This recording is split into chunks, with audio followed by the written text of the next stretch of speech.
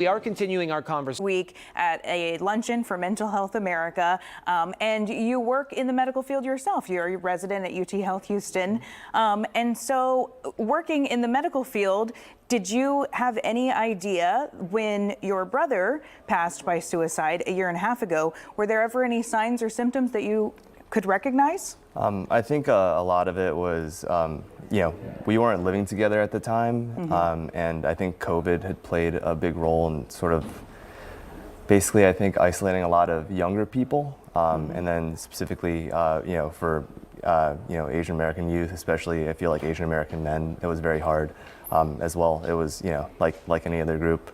I did notice it was just he kind of wanted to go out and see friends more, but it was just very hard. It was at a time in our society when we weren't supposed to be doing that. Exactly. And then there are taboos in the Asian culture. Can you explain what some of the taboo or the barriers are to accessing mental health help?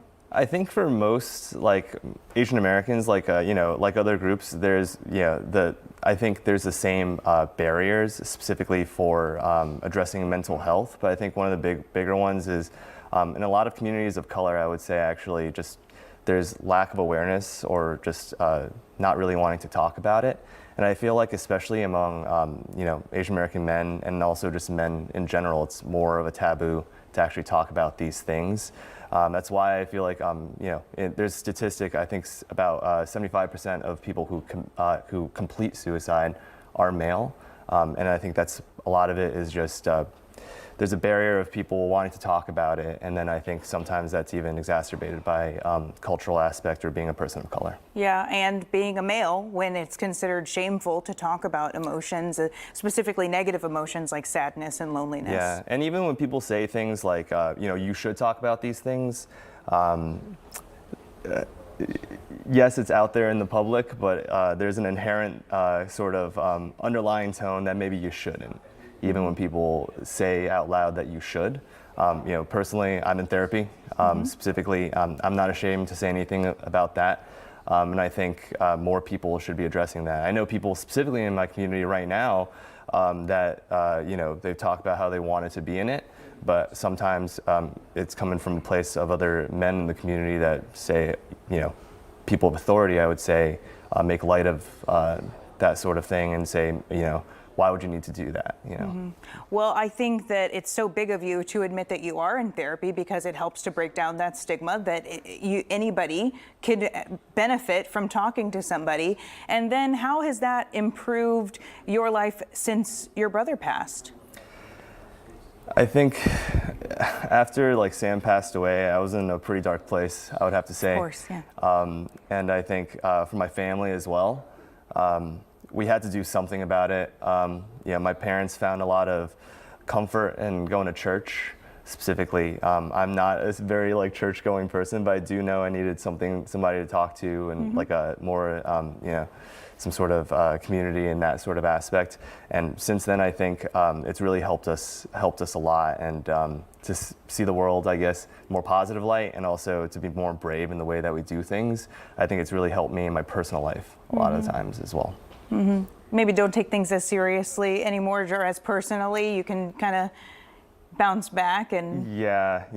I wasn't really a very serious person from the get-go, but when a serious thing happens, I feel like people should address it. And when people don't address those things, I think it's sort of denial. Well, I will tell people too that you took this and made something good from it. Your friends and family raised money in Sam's honor. And what do you want that money to go towards?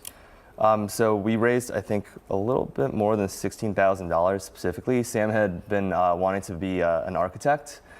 He was actively applying at University of Houston at the time. So he always kind of drew a lot of buildings and things of that nature. I think it was also, a coping mechanism for myself. A lot of times I play music as well, so for me that's a bit of a coping mechanism.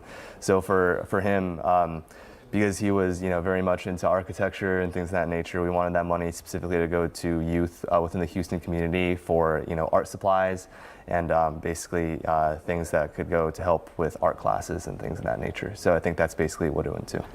I think that's incredible, and I am so happy to have met you and to know that good things like that are happening in our community. Any last things that you'd like to say to people who are watching, specifically those in the Asian community? What would you like them to know?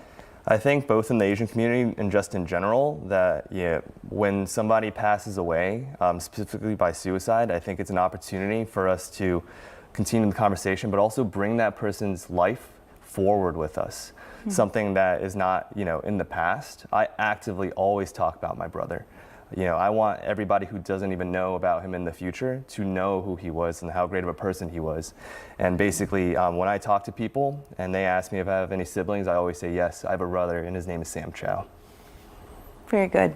Well, I do feel like Sam has been here with us today, and he would be very pleased with what you're doing as a result of his death by spreading this kind of awareness, especially this week as it is Suicide Prevention Awareness Week. Thank you for being with us. Thanks for having me, Haley. And I have to say, John Chow is expecting a baby soon, so there is still life to come for him. I appreciate it so much. Thank you for joining us, and congratulations. Appreciate it. All right, Zach? Yeah, very moving, a very important conversation. Thank you guys very much. If you or someone you know is struggling with mental health, there is help. 988 is a free suicide and crisis line. It's available 24 hours a day, 7 days a week. You can call, text, and chat. Again, it's free and confidential. That information is on your screen, 988.